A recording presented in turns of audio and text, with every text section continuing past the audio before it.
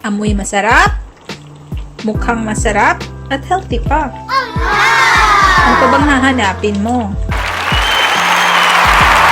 Hello friends! Happy New Year! I'm your friend Sandra and this is Micro Moments. For today's video, gagawa po tayo ng pagkain. Magluluto ng pagkain po. Ito po ay first meal of the year ko. Kaya, i-share ko po to sa inyo. Una po nating gagawin ay magluluto ng rice. Dito sa rice cooker. Ito po, meron po akong rice. At saka hahaluan po natin ng barley. Isang pack ng barley.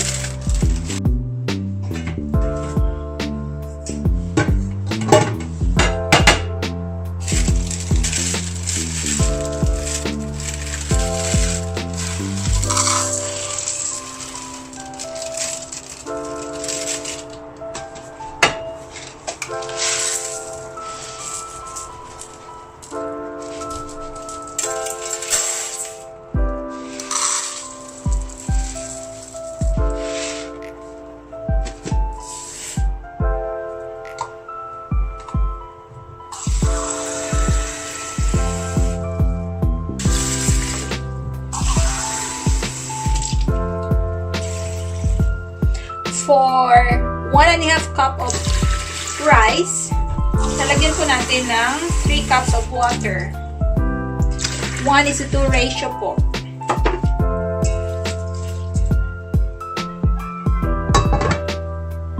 Para sumarap yung rice, lalagyan po natin ng lemongrass.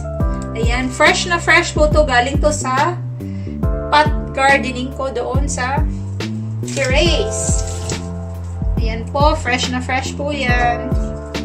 Para mas sumarap yung rice.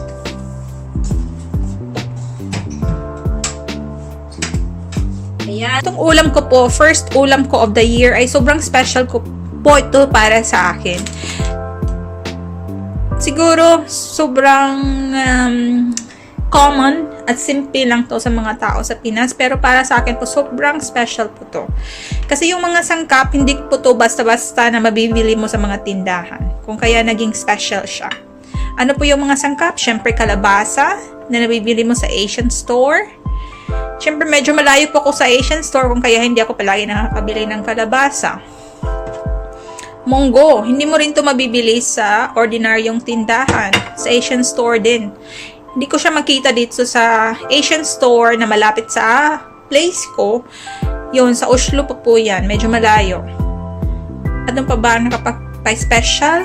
Siyempre itong dilis. Galing pa to ng Cebu, friends. Ayan.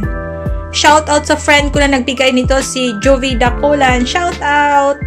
Siya po nagbigay nito sa akin. Actually, may ano po siya pa contest doon sa Facebook. Kung sino makasagot ng tama, bibigyan niya ng bulad. Ayan. Part pa to ng binigay niya sa akin. Ayan. Ano pa po ba yung ibang sangkap ng ulam ko? Ito po, meron po tayong spinach leaves. Medyo circle din po siya. Kung kaya, ayan, papaswerte pang January 1 talaga. Circle na circle, di po ba? Circle ito. Circle ang kalabasa. Circle ang munggo.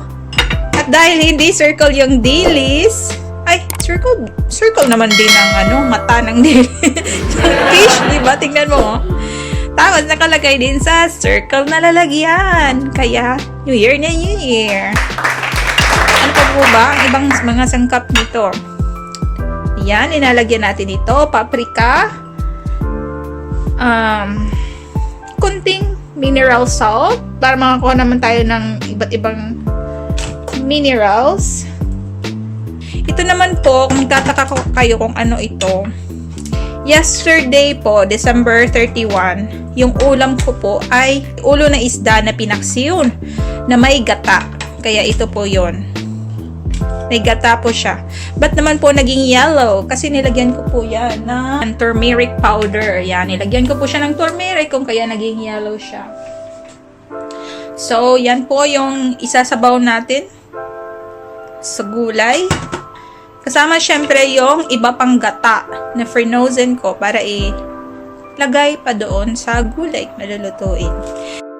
Siyempre po, first na ginawa ko ay naghugas ng kamay at saka hinugasan yung mga sangkap po natin. Ngayon po, mag-start na po tayo mag-slice ng mga gulay para makapag-start na tayo magluto.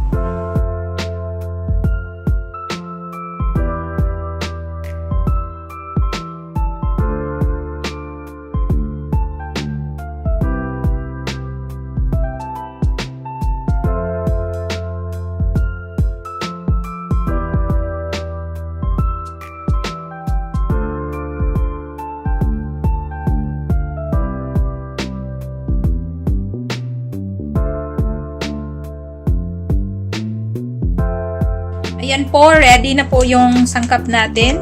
Nahiwa na po yung pepper, yung kalabasa, andito na din yung munggo, dito na yung dilis, dito na yung coconut milk, yung sabaw ng paksiw na may gata ko yesterday.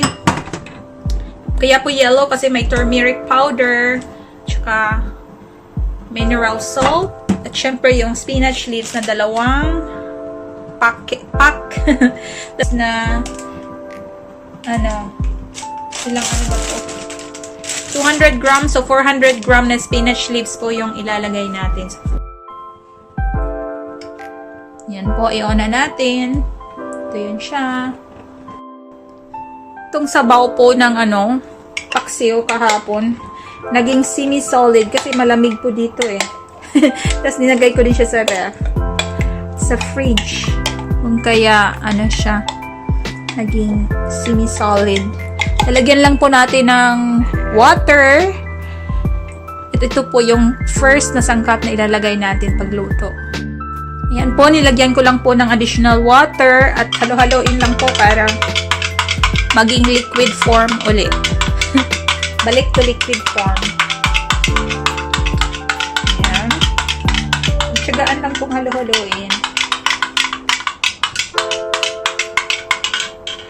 Yan, medyo mainit na po siya. Kaya ilalagay na po natin yung sabaw na paksiw with gata yesterday. Sabaw lang po to. Wala na pong paksiw kasi inulam ko na. Yan, lagyan pa natin ng additional water konti. I-rinse lang po natin yung natin. Yung lalagyan. Lagyan ko ng konting water pa.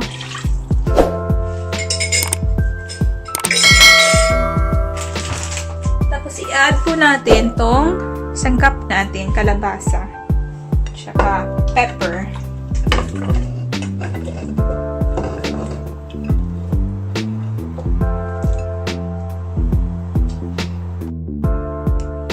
Ayan po, i-cover po natin. Ayan po, napapakulo tayo ng tubig para sa munggo.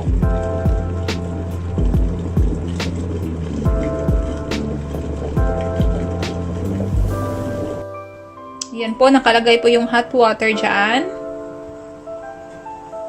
At lulutuin po natin yung munggo.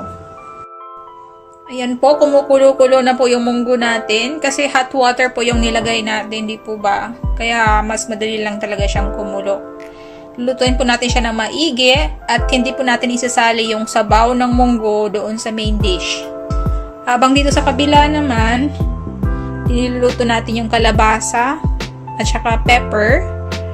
Tapos yung tubig, hindi siya ordinary water. Yan. Amoy masarap. Kasi siya, yung sabaw ng paksiw na may gata with turmeric yung nilagay ko. Gusto ko pong mangyari dito sa food ko, yung kalabasa, gusto ko yung lutong-luto na nadudurog na talaga siya. Na pwede siyang maging part na ng sabaw. So, lalagyan din po natin to ng frozen spinach para yung sabaw, as in, talaga siya, nutritious. Kasi may may frozen spinach at saka yung durog na mga kalabasa. Diba? Ang sarap-sarap. Sabaw pa lang. Tapos yung munggo, dito, niluluto din sa kabila. Naluto na yung munggo, lalagay na dito. Ayan. Sorry po, hindi ko po nalagay sa ingredients na kasali yung frozen spinach. Andun pa po kasi sa freezer. Ito po yung frozen spinach leaves. I-add po natin to dito sa ulam.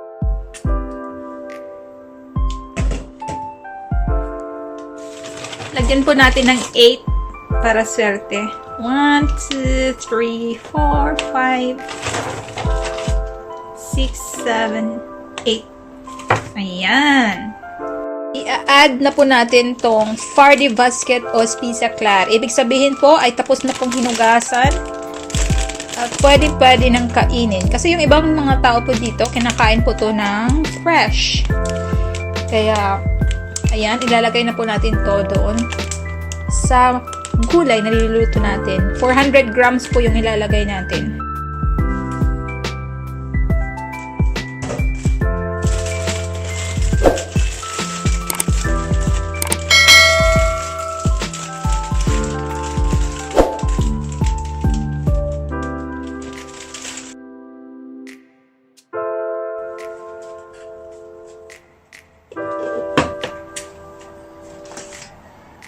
Nagtataka po kayo kung bakit ang dami ng niluto ko, ibig kong sabihin madaming serving. Ganun po talaga ako pag nagluluto. Dinadamihan ko po, tapos good for 1 to 2 servings lang yung first na kinakain ko. Tapos pag hindi na po siya mainit, pinoportion ko po siya at nilalagay sa freezer. Tapos kung gusto ko nang kumain uli ng ganitong pagkaluto, nakaportion ako sa freezer, kung kaya ayun, ready to eat. Ito na lang. Malapit na po maluto ang munggo, kung kaya lalagyan na natin yung main dish natin ng gata. Ayan po.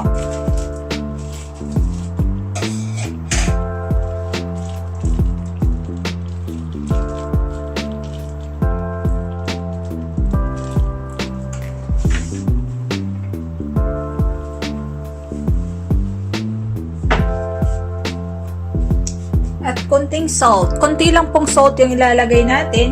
Kasi po, di po ba may ano na yung sabaw po ng ng paksiw na may gata yung sabaw nito. Kaya konting salt lang. Ilalagay din po natin tong dilis. Ito yung pinaka kung sa Cebuano subak. Ito yon. Alam ano yan sa Tagalog yung subak. Sorry. I-drain po natin yung munggo.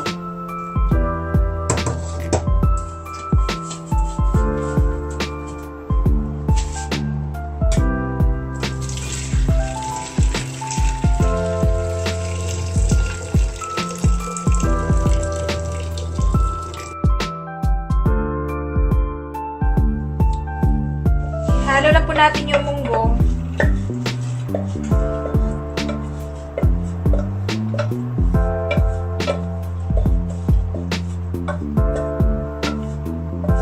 Ayan.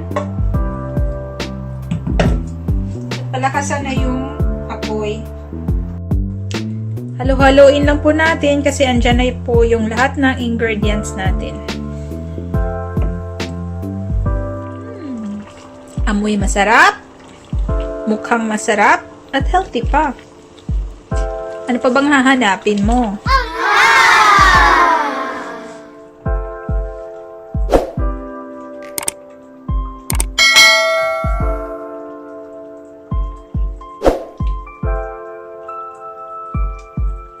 Perfect na perfect. Kung gusto nyo po na maanghang, lagyan nyo po ng sili. Ayan na po, after 100 years. Joke. Ayan, diba? Sobrang sarap. First meal of the year. Wild rice with barley and lemongrass. Plus squash, spinach, munggo, and dilis from the Philippines.